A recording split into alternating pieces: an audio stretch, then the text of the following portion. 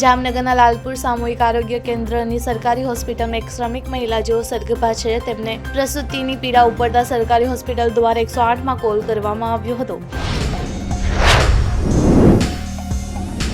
પિતરાઈ ભાઈના નામનો ઉપયોગ કરીને પોર્ટુગલ સિટીઝનશીપ લેવાનો પ્રયાસ કરતો હતો. ઇમિગ્રેશન અધિકારી તરીકે ફરજ બજાવતા ઈશિતા ઠક્કરે ફરિયાદ કરી. પોલીસે આ અંગે ગુનો નોંધીને કાર્યવાહી હાથ ધરી છે. ઇન્સ્ટન્ટ મેસેજિંગ પ્લેટફોર્મ વોટ્સએપે ફ્રોડની ઘટનાઓને રોકવા માટે એક મોટું પગલું ભર્યું છે. વોટ્સએપની માલિકી ધરાવતી કંપની મેટાએ કહ્યું છે કે 1 મહિનામાં 84 લાખ એકાઉન્ટ્સ પર પ્રતિબંધ મૂક્યો છે.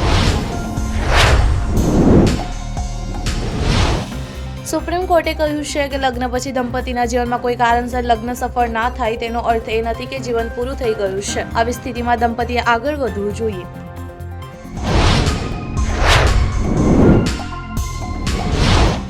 BRICS એટલે કે ભારત સહિત 5 દેશોના આ સમૂહમાં ફૂટ પાડવાનો દાવો કરવામાં આવ્યો છે. અમેરિકી પ્રમુખ ડોનાલ્ડ ટ્રમ્પે દાવો કર્યો છે કે ઊંચા ટેરિફ લાદવાની ધમકી મળ્યા બાદ BRICS તૂટી ગયું છે.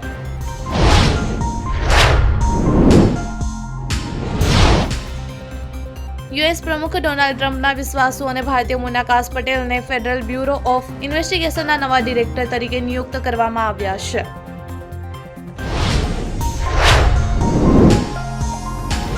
રિપોર્ટ અનુસાર જે સત્સંગમાં નાસભાગ થઈ હતી તેના આયોજકોએ સુરક્ષાના ધોરણોનું પાલન ન કર્યું હતું. જો કે એસઆઈટીના જેમ જ જ્યુડિશિયલ કમિશને પણ સત્સંગ કથાકાર ભોલે બાબાને દુર્ઘટનાથી અલગ ગણીને તેમને ક્લીન ચેટ આપી છે.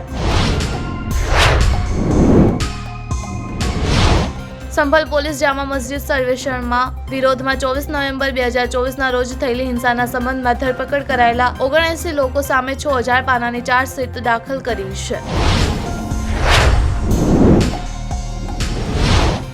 પ્રયાગરાજમાં મહાકુંભ દરમિયાન સ્નાન કરતી મહિલાઓને વાંધાજનક ફોટો અને વિડીયો સોશિયલ મીડિયા પર પોસ્ટ કરવા અને વેચવા બદલ 15 સોશિયલ મીડિયા એકાઉન્ટ્સ વિરુદ્ધ FIR નોંધી છે.